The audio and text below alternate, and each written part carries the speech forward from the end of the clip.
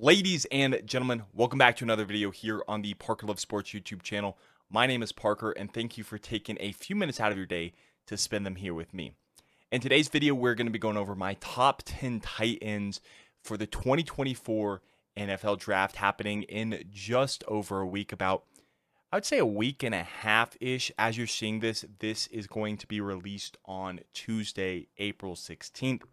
In 2 days, which is on Thursday, it will officially be 1 week away from the NFL Draft. But yeah, today's video, we're going over my top 10 tight ends in the 2024 NFL Draft. So I just ask that you leave a like and subscribe to the channel, as the support is greatly appreciated. I'm hoping to do this with my career one day, and so if you could leave a like and subscribe to the channel to help show your support and push the videos out to more people, that would mean the absolute world to me. And now, with that being said, let's of course jump into my top 10 tight ends in the 2024 NFL Draft. But as always, first things first, I just want to remind you that Jesus is King, and I pray that you give your life to him, as he has got a plan and a purpose for you, and he sacrificed himself. He lived the perfect life, died on the cross, and rose from the dead 3 days later. And if you truly believe that with your whole heart, then you'll go to heaven. It's that simple. It's that easy.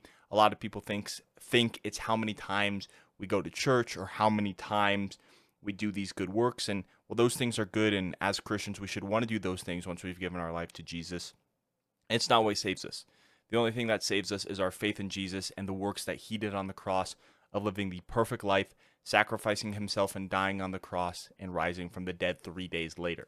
Now, a lot of people won't like that I'm sharing this message, but quite frankly, I don't care, because it's important to me, and I want to share it with as many people as possible. And so, yeah, if you don't like it, I don't care. I'm going to continue to share with as many people as possible. But with that being said, let's go ahead and let's jump into my top 10 tight ends of the 2024 NFL Draft. So, coming in as my number 10 tight end, this is going to be Brevin Spanford out of Minnesota. Now, Spanford has a good frame for a tight end. He's about 6'6", or he is 6'6", 260 pounds. And he will be a good blocker for a team looking for a blocking tight end, as blocking is his strength, but he isn't the best receiver, I'd say. He's got upside as a receiver, but as of right now, he isn't the greatest receiver in this tight end class. He does need to work on catching the football, as sometimes he does struggle with concentration drops. His hands can be an issue when targeted, but while he was targeted, he did provide a 73.1 passer rating to his quarterback. So it was about, I'd say, an average. He provided an average passer rating to his quarterback when they threw to him. He's not the most athletic tight end. He ran a 4.77 40-yard dash, but I do like the upside of Spanford, and I might be a little bit higher on Spanford than I am in other tight ends. But yeah, I just like the upside that Spanford brings.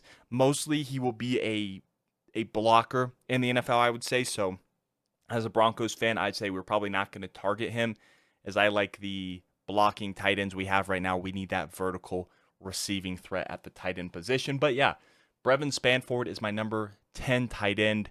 In 56 games with the Minnesota Golden Gophers, he had 95 receptions for 1,061 yards, averaged about 11.2 yards per reception, scoring 7 touchdowns in his career. My number 9 tight end is going to be Eric All, tight end out of Iowa. Now, Eric All, he transferred to Iowa this season from Michigan. He was previously with Michigan for, I believe, 4 years, then moved to Iowa this season. Now, in my opinion, he was not Iowa's best tight end this past year. That would be Luke Lachey, who decided to go back for another year and will be coming out in next year's draft.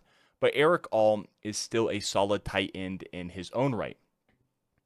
The big concern for me is he has dealt with injuries over the past 2 seasons, and I believe this past season he dealt with an ACL tear. So that can be concerning, because is he going to be able to come back from that ACL injury, because that is a very, very serious injury.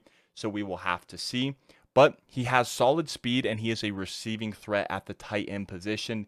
Can be inconsistent when catching the football, Sometimes he can catch it a lot, and sometimes he struggles to catch it. Obviously, that's kind of what inconsistent means when catching the ball, but he has been a solid receiving threat through his career.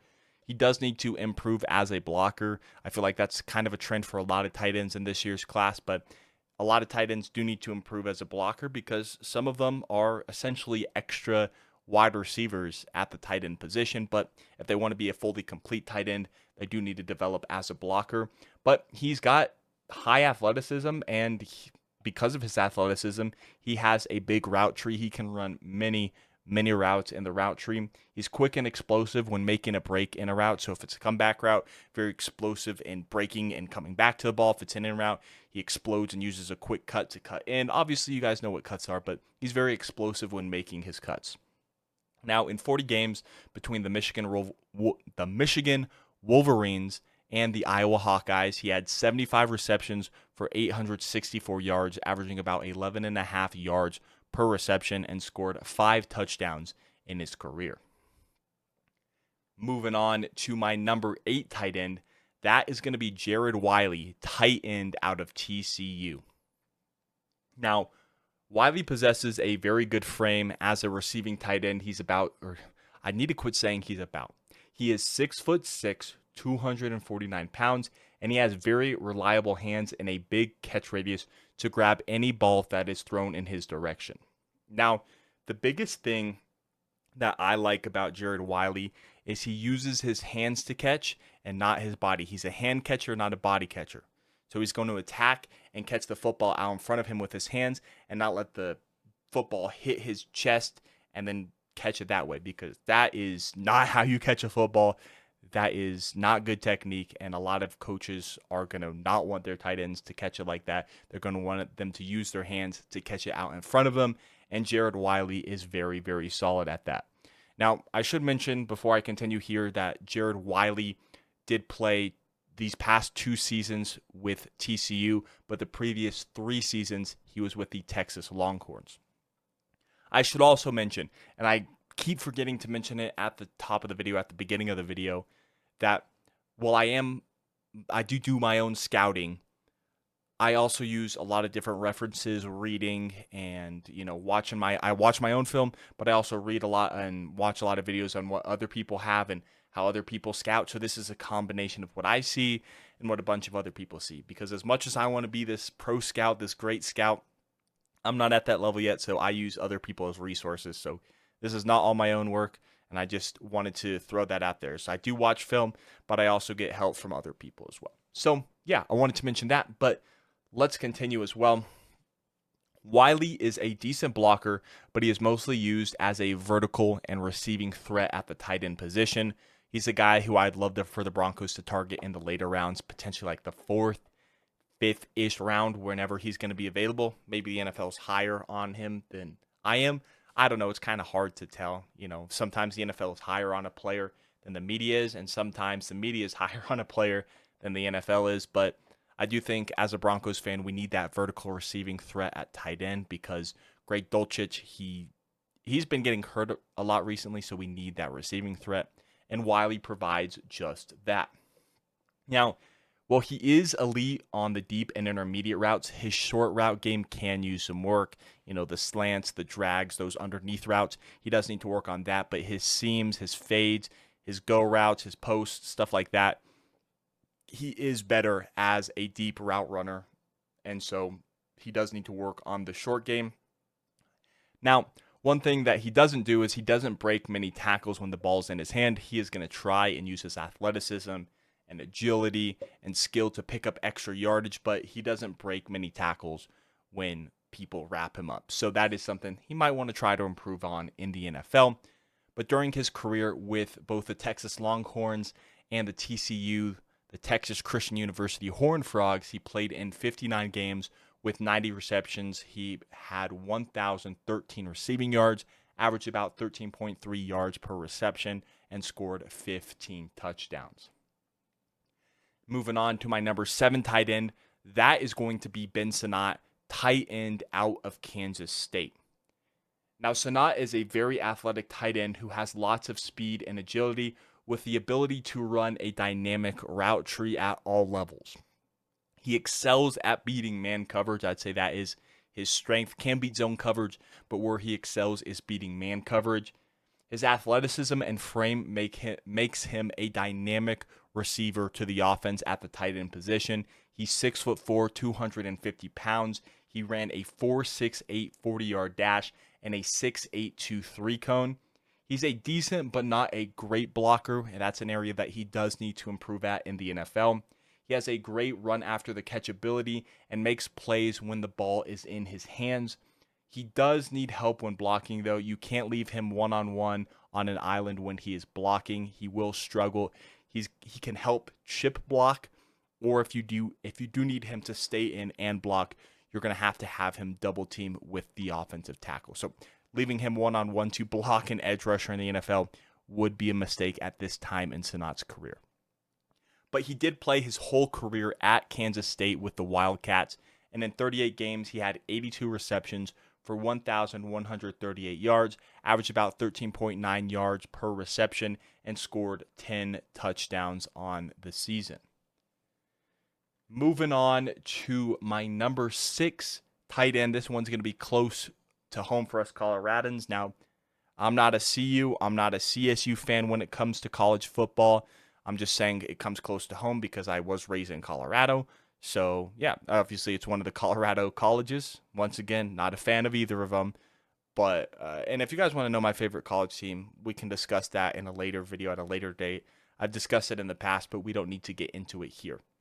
But it's going to be Dallin Holker from Colorado State. Previously played with BYU, but transferred to Colorado State this past year. And Holker is a dynamic tight end who is a great receiver, but he can also hold his own while blocking. I won't say he is a great run blocker. I'd say he's about an average blocker. And I said run blocker, but I just mean blocker. I would say he's about an average blocker, but it is an area where he can improve. While decent at blocking, he is very limited in his ability as a blocker. Like I mentioned, I'd say he's about average, not great, decent, but very limited as a blocker. He excels, obviously, as a run blocker, as most tight ends do. And, some of them do stay in for pass protection if you need an extra blocker when passing. And sometimes it's a delayed block or a delayed route where they will stay in and block and then release and go to this kind of check down route. But yeah, he's not an overly athletic Holker is not an overly athletic tight end or big for the tight end position. As a matter of fact, he's only 6'3", 241 pounds. He ran a 4.78 40-yard dash and a 6.8 3 cone drill.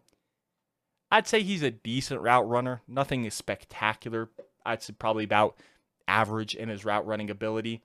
But he is really good at coming down with contested catches.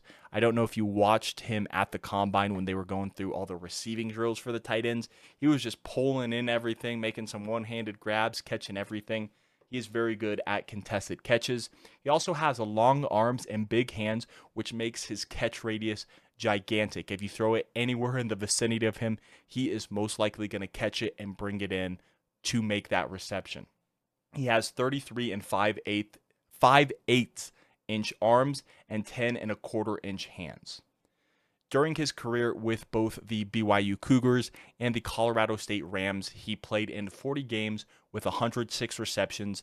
He had 1,288 yards, averaged about 12.2 yards per reception, and scored 9 touchdowns in his college career.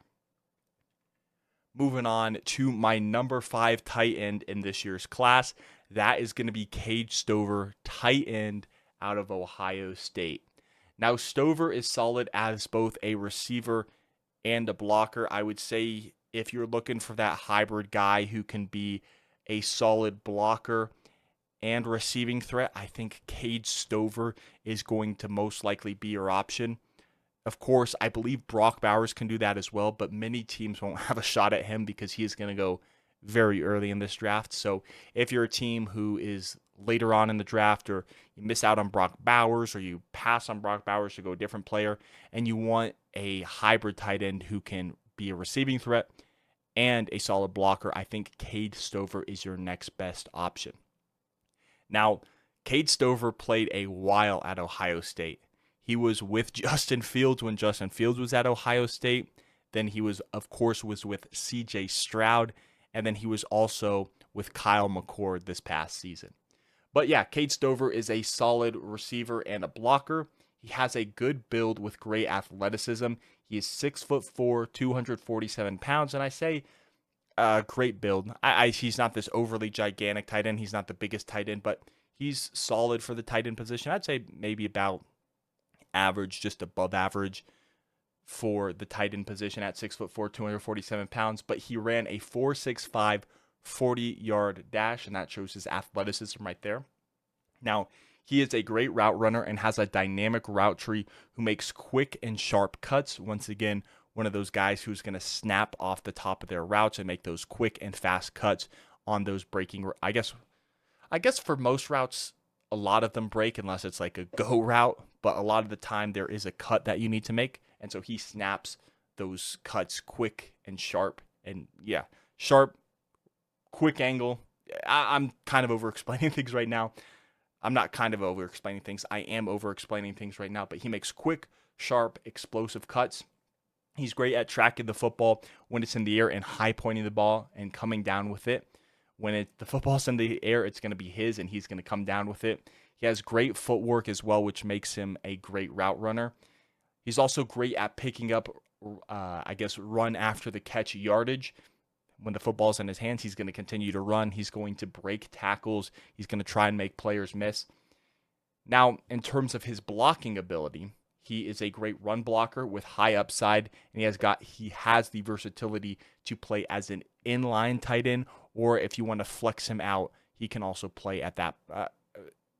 I guess not necessarily position because it's tight end, but if he needs to be an inline tight end lined up next to the tackle, he can.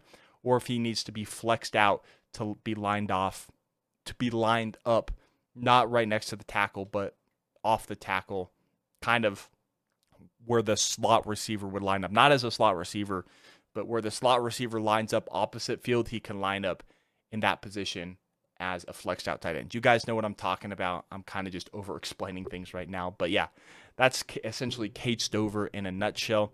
Very balanced tight end. Got a high floor. Don't necessarily know how high his ceiling is, though. But yeah, he can be a blocker and he can be a receiving threat in the NFL.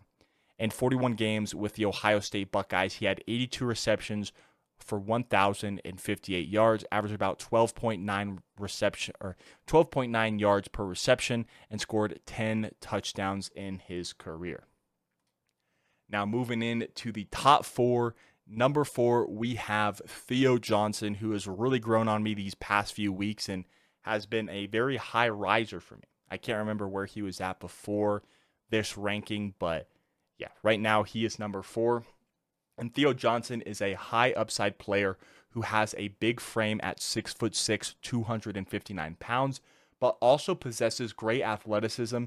And I put the running, but he possesses great athleticism as he ran a 4.57 40-yard dash, a 7.15 three-cone drill, had a 10-foot 5-inch broad jump, and a 39.5-inch vertical jump. While Johnson is a receiving threat at the tight end position, his run blocking skills are below average, so he is most likely going to be a pure receiving threat for you. If you need a receiving threat at the tight end position, Theo Johnson will provide that, and a majority of the tight ends in this draft will provide that for you. And on this list, at least, most of these guys are receiving threats at tight end, other than Brevin Spanford, Cade Stover, and I'd say those two are going to be your best blockers, but Brock Bowers is also a pretty solid blocker, which we'll get to him here in just a little bit, but he does have below average blocking skills, but he is a dynamic playmaker who will beat man coverage and come down with contested catches while making plays with the football in his hands, and that's going to be stuff after he catches it, the run after the catch, the elusiveness, the agility, juking defenders out, running through defenders, breaking tackles, stuff like that. He's a decent route runner, but that is an area he does need to improve in the NFL. I guess, improve at in the NFL, because he's a solid route runner now, but if he's going to be a receiving and a vertical threat in the NFL, he does need to have a solid route tree. So I do think whoever drafts him will work with him and coach him into having a solid route tree. But during his career with the Penn State Nittany Lions, he played in 44 games with 77 receptions, had 938 yards. He averaged about 12.2 yards per reception and scored 12 touchdowns in his career. Now, moving in to the top three, my number 3 tight end is going to be Jaheim Bell, tight end out of Florida State. He fell one spot, was originally my number 2 tight end, is now my number 3 tight end. And if you guys have watched a lot of my videos, you'll know that he is one of my guys. He is the target at tight end who I want the Broncos to go for and target and draft in this year's draft, because yeah, Brock Bowers would be nice, but I think we need to go quarterback in the first round. Or if we don't take a quarterback at 12, which I think Bo Nix would be the only one to take at 12, which would be a little bit early, I'd prefer we trade back and get a guy, pick up extra picks and draft Bo Nix in the later first round. My number 1 preference would be trading up for one of the top guys. So I think we should need to go quarterback no matter what as a Broncos fan. But, I don't think we're going to go any other way. That's just how I feel. Could be wrong, but that means we're going to be missing out on Brock Bowers. And I think even if we stay at 12, I think Bowers will be gone by then. Jaheim Bell is the guy who I want the Broncos to target, because we've got solid blocking tight ends. Dulcich is our receiving threat at tight end, but really, he's been hurt, so I can't really rely on his availability right now. So Jaheim Bell would be a guy who I'd like to go after, who is a vertical threat, he's essentially just another receiver. He lacks a lot as a blocker. He does need to work on his blocking if he wants to be that full, complete tight end. But he is essentially another receiver when he's out on the field. Like I mentioned, though, he lacks a lot to be desired as a blocker. He does have a smaller frame at 6'2", 241 pounds, essentially just a little bit bigger of a wide receiver. And he did play I should mention, he played at 2 schools, South Carolina, and then he transferred to Florida State this past season. But yeah, I really like Jaheim Bell. Essentially, he's another receiver just at the tight end position. That's something that the Broncos need, and that's why he is one of my guys, I believe.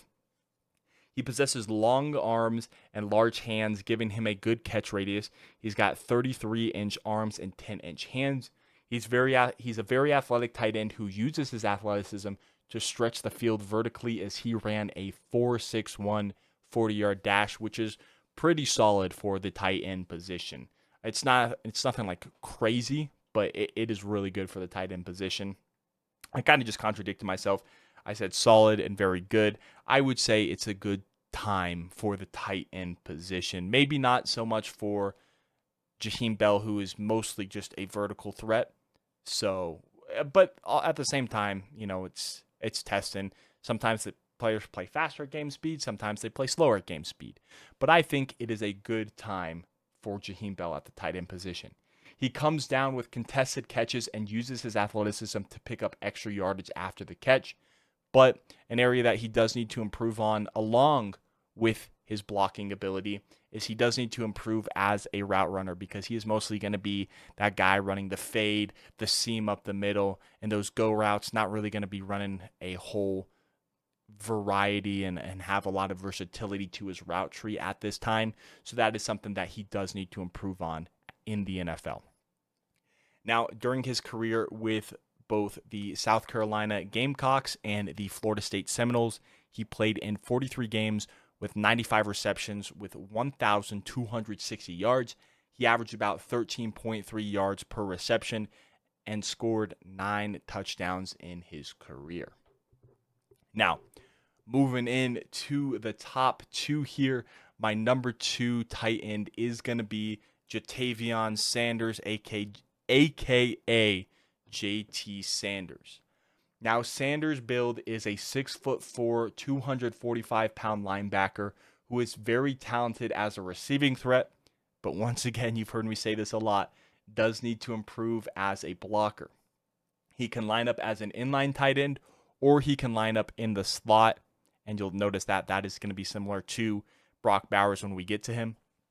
But he could be an inline tight end. He can be in the slot. He could also be, I can't remember what I used for, who was it? I think it was Cade Stover. I'm looking up right here at it. He can be an inline tight end. He can line up in the slot. JT Sanders can. Or, where did I put it? Or he can be the flexed out tight end. That's what I put. He can be flexed out, in line, or line up in the slot. Now, he is a dynamic playmaker, and once again, like I said with Jaheim Bell, he's essentially another receiver. And these top three guys, I said the same thing. It's going to be Bowers, Sanders, and Jaheim Bell, who are essentially going to be extra receivers in your offense. And now, he's not a complete tight end. He's not seen by the NFL, and by me at least, and a lot of other scouts, oh my goodness, I can't get this out for some reason. He's not seen as a complete tight end in terms of being a receiver and a blocker, but is a receiving threat at the tight end position who can easily beat man coverage.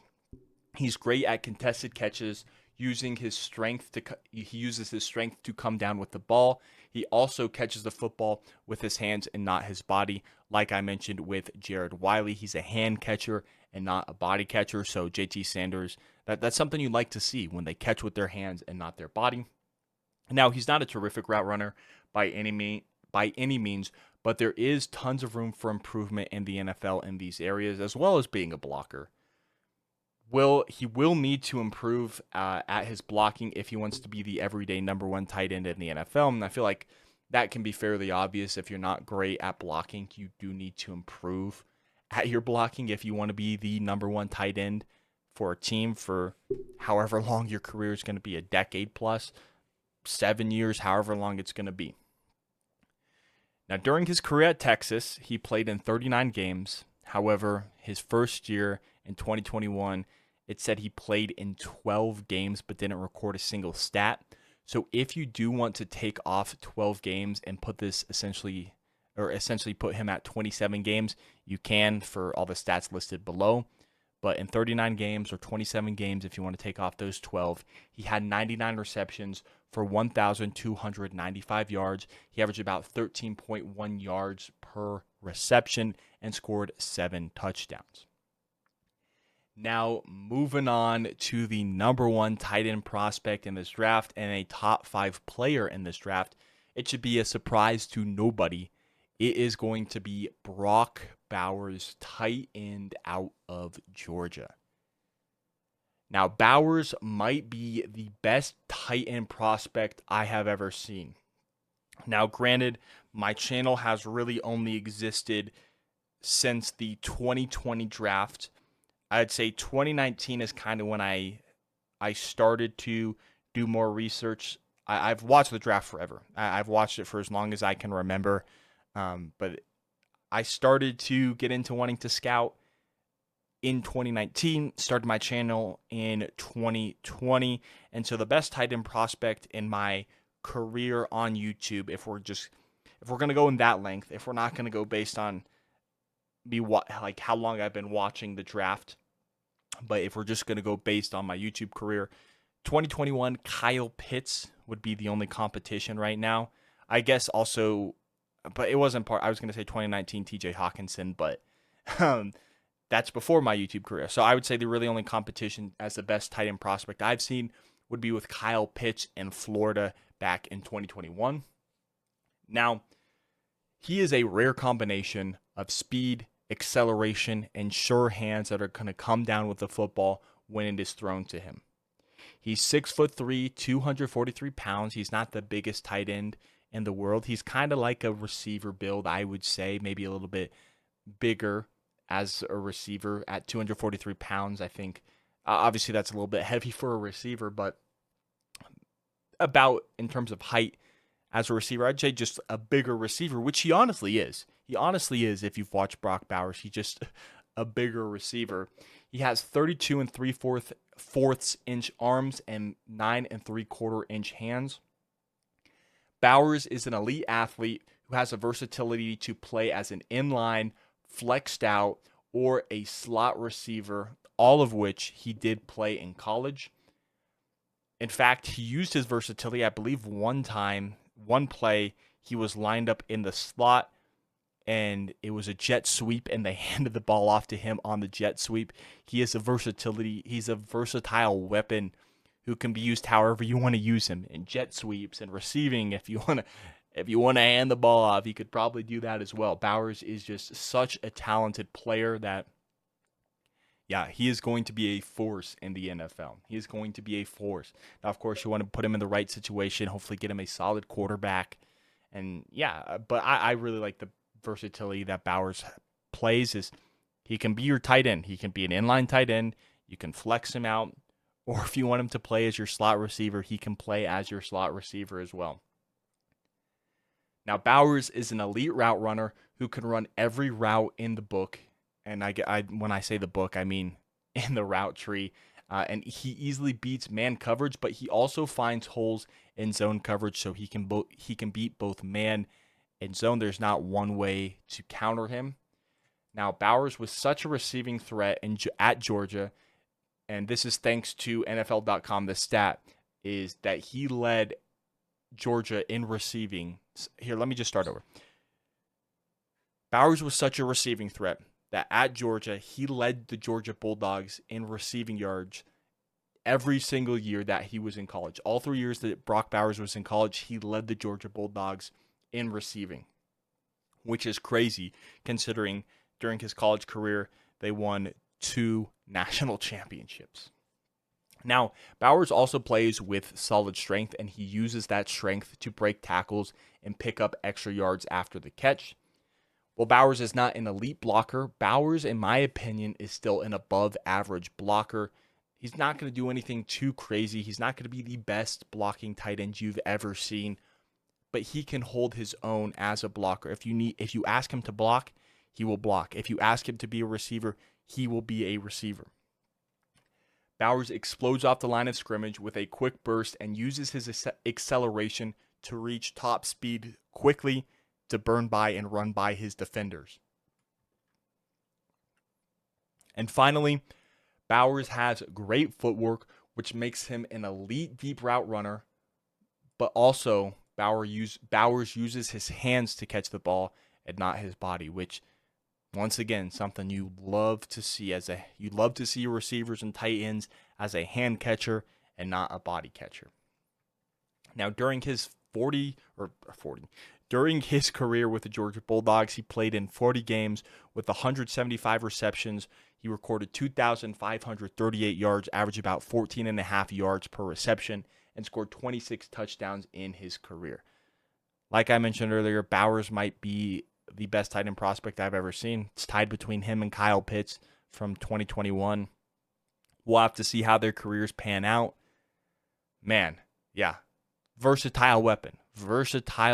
He's not a one-trick pony. He's going to be a weapon for whatever team gets him. But that's going to end the video here. I just hope you all enjoyed. Make sure you leave a like and subscribe to the channel if you did enjoy. Leave a like.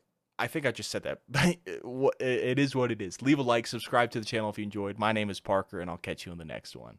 Peace out.